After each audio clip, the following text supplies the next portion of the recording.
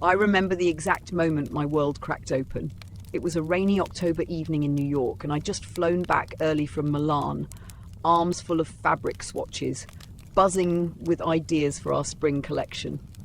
Marcus and I had been engaged for 6 months, my fiancé, my creative director, my everything.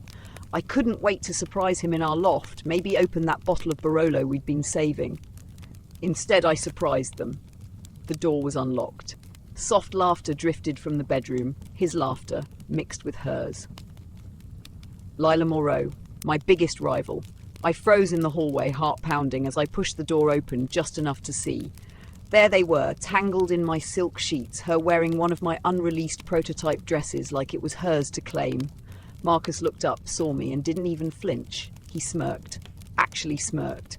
"You're back early," he said, voice calm, like I'd interrupted a business meeting. Lila laughed, low and cruel, running her fingers down his chest. I couldn't breathe, couldn't speak. My sketches were scattered on the floor. My sketches, the ones I'd been guarding like secrets. He'd been feeding them to her for months, planning to push me out of my own company. The contracts were already drawn up. My name would stay on the label, but they'd control everything. I left that night with one suitcase and the clothes on my back. No screaming, no tears in front of them. Just a quiet, burning promise to myself in the elevator down.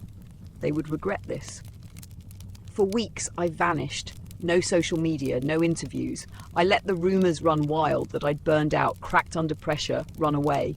Marcus and Lila wasted no time. They announced their engagement, their power couple era, and a joint collection that was blatantly built on my stolen ideas. But I wasn't hiding, I was rebuilding. In a tiny Brooklyn studio, surrounded by loyal friends who'd believed in me from the beginning, I worked in silence, gathering proof, reaching out to models Lila had mistreated, suppliers Marcus had cheated, every email, every altered contract, every voice note. I saved it all. This wasn't going to be messy revenge. It was going to be elegant, devastating, and completely mine. Fashion Week crept closer, and the city pulsed with anticipation. Marcus and Lila were everywhere. Covers, parties, red carpets. Their show was the hottest ticket in town. Critics were already calling it revolutionary. Of course they were. It was my revolution. They were stealing. I watched from a distance, letting them bask in the spotlight they thought was theirs forever. My new collection took shape in secret. I called it Rebirth. Every piece was sharper, bolder, more me than anything I'd done before. Dresses that moved like fire, suits cut with lethal precision, colours that demanded you look twice. I timed my show to start exactly when theirs ended. Same night, different venue. Last-minute invitations went only to the people who mattered. The editors who'd known me longest, the buyers who'd been waiting for my return, the influencers who hated Lila's arrogance as much as I did. Backstage, my hands didn't shake. My lead model, Sophia, squeezed my arm. "They have no idea what's coming," she whispered. I smiled. Good. The night before the shows, Marcus threw his usual lavish pre-party. I didn't go. Instead, I had dinner with my real team, women and men who'd chosen me over flash and lies. We laughed, we toasted, not to revenge, to resilience. They thought they could dim me, I said, raising my glass. But I don't dim, I burn. Across town, Lila wore one of my stolen designs like a victory flag. Paparazzi snapped her. Perfect. Those photos would come in handy later. As the big night approached, I felt something electric building inside me. Not rage anymore, but power. Pure, focused power. Marcus tried calling my old number a few times. I never picked up. Let him wonder. Let them both wonder. Because tomorrow, the world would see who I really was. Not the woman they betrayed, the one they should have feared. The night arrived like a storm. Their show ended with thunderous applause.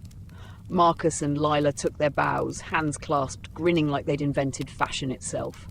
Confetti fell, cameras flashed. For one brief moment, they believed they'd won. Then my show began. My venue was smaller, but it felt alive. The music hit hard, deep bass, rising strings, a beat that felt like a heartbeat coming back to life. The lights flared red and gold. My first model stepped out in a crimson gown that caught fire under the spots. The crowd, my crowd, erupted. Piece after piece walked the runway, each one a statement. Strong shoulders, daring cuts, fabrics that shimmered like armor. And behind the models on massive screens, subtle flashes appeared, side-by-side comparisons. My original sketches, their new designs, timestamps, emails, proof, no screaming, no drama, just undeniable truth woven into beauty. Halfway through, I walked the runway myself. The black gown I wore moved like liquid shadow, with hand-embroidered flames licking up from the hem. I didn't smile for the cameras. I didn't need to. My eyes said everything. The audience rose, phones were out, live streams exploded. Voss Rising shot to the top of every trend list within minutes.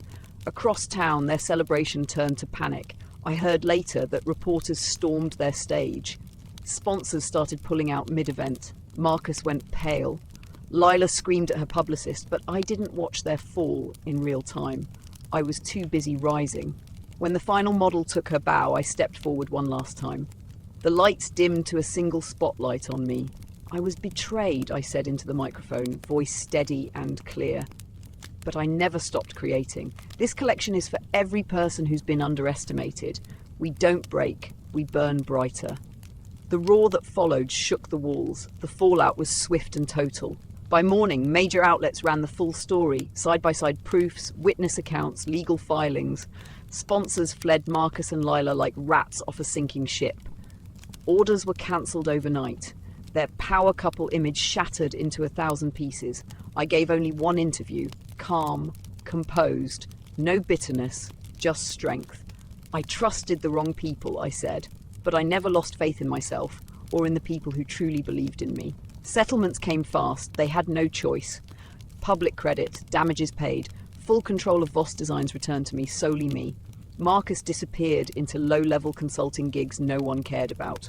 Lila tried to come back 6 months later. It flopped spectacularly. Me? I soared. My rebirth collection sold out in hours. Vogue called it the most powerful return in fashion history. Invitations poured in from Paris, Milan, Tokyo, but I chose my partnerships carefully now. Only with people who saw me, really saw me. 1 year later, I stood on the rooftop of my new studio, looking out over the city lights. My team threw a quiet celebration. No paparazzi, just us. We laughed about old times, about how close I'd come to losing everything. Sophia handed me a glass of champagne. "You turned pain into fire," she said. I smiled, feeling the warmth of it all, the success, the loyalty, the freedom.